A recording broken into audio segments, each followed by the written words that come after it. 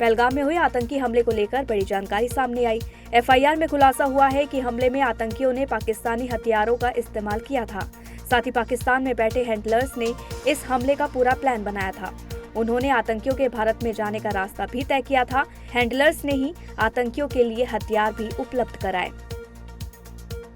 पहलगाम हमले को लेकर पूर्व पाकिस्तानी सैनिक आदिल राजा ने दावा किया है कि यह हमला पाकिस्तानी सेना प्रमुख जनरल असीम मुनीर के इशारे पर हुआ, जिससे पाकिस्तान की अंतर्राष्ट्रीय छवि को नुकसान पहुंचा है।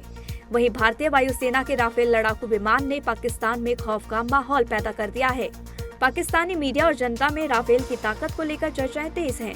वहीं लोग गूगल पर भारत की सैन्य शक्ति, राफेल की मारक क्षमता और युद्ध की संभावनाओं को सर्च कर रहे हैं।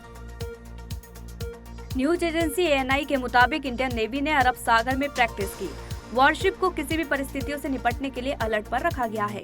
पिछले कुछ दिनों में अरब सागर में एंटी शिप और एंटी एयरक्राफ्ट फायरिंग की प्रैक्टिस की गई।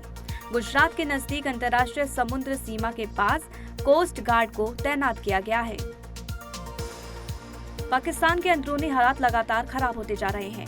हालात ऐसे बन रहे हैं कि फौज और पुलिस के बीच ही सरेआम भिड़ंत हो रही है। मामला खैबर पख्तूनख्वा प्रांत से है, जहां पाकिस्तान फौज और पुलिसकर्मी आपस में भिड़ गए। खैबर पुलिस ने पाकिस्तान आर्मी के जवानों का जमकर विरोध किया।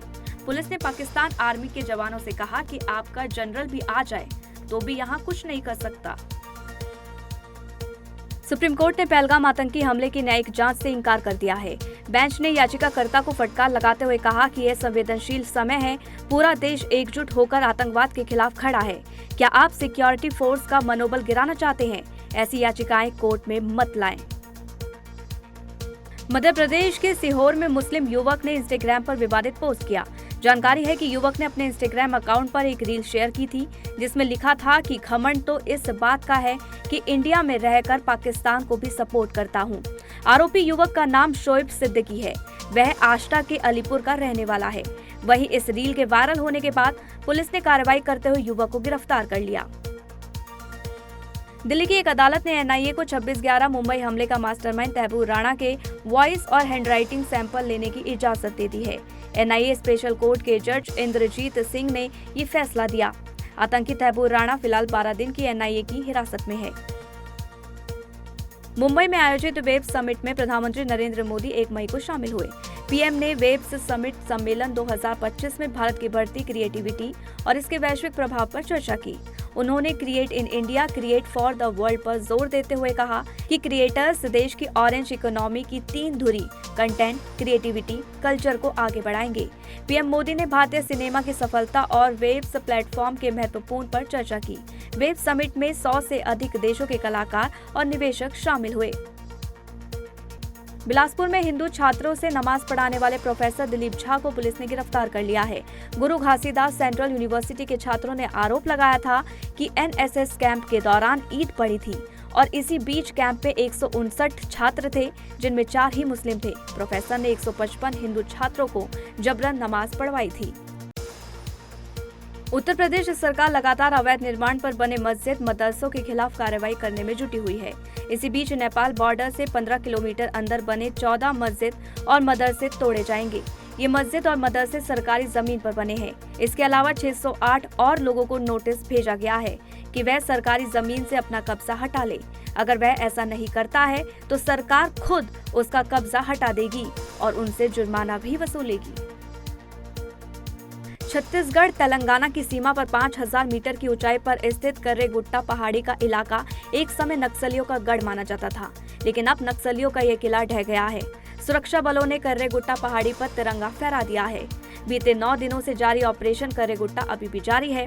कर्रेगुट्टा पहाड़ी पर ही नक्सलियों के शीर्ष नेता जैसे हिडमा, देवा, दामोदर आजाद और सुजाता का ठिकाना था, लेकिन अब इस पर पूरी तरीके से सुरक्षा बलों का नियंत्रण है और तिरंगा शान से लहरा रहा है। दिल्ली हाईकोर्ट ने 1 मई को बाबा रामदेव पर तीखी टिप्पणी की।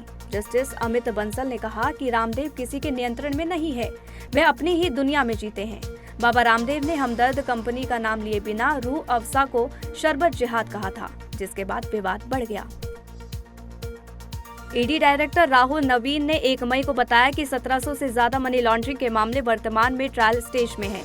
ईडी मामलों की सजा दर 93.6% थी, क्योंकि अब तक अदालतों के तय किए गए 47 मामलों में से केवल 3 बरी हुए हैं। वर्तमान में PMLA के कुल 1739 मामले ट्रायल में हैं। झारखंड ATS ने 1 मई को प्रतिबंधित आतंकी संगठन हिजब उत तहरीर से जुड़े एक और संदिग्ध आतंकी को धनबाद से गिरफ्तार किया है। आतंकी का नाम अम्मार याशर है। ATS ने उसके पास से मोबाइल और कई प्रतिबंधित दस्तावेज भी जब्त किए हैं। गुरुवार को कोर्ट में पेशी के बाद आतंकी को जेल भेज दिया गया है। इससे पहले झारखंड ATS ने 26 अप्रैल को धनबाद के बासीपुर से 4 आतंकी को गिरफ्तार किया था। नए महीने की शुरुआत के साथ ही देश के लिए अच्छी खबर आई है। अप्रैल महीने के दौरान GST कलेक्शन में शानदार बढ़ोतरी हुई है। इस बढ़ोतरी के साथ ही GST collection record high level पर पहुंच गया है। सरकारी आंकड़ों के मुताबिक अप्रैल में GST कलेक्शन साल दर साल 12.6% बढ़कर 2.37 लाख करोड़ रुपए के रिकॉर्ड हाई लेवल पर पहुंच गया है।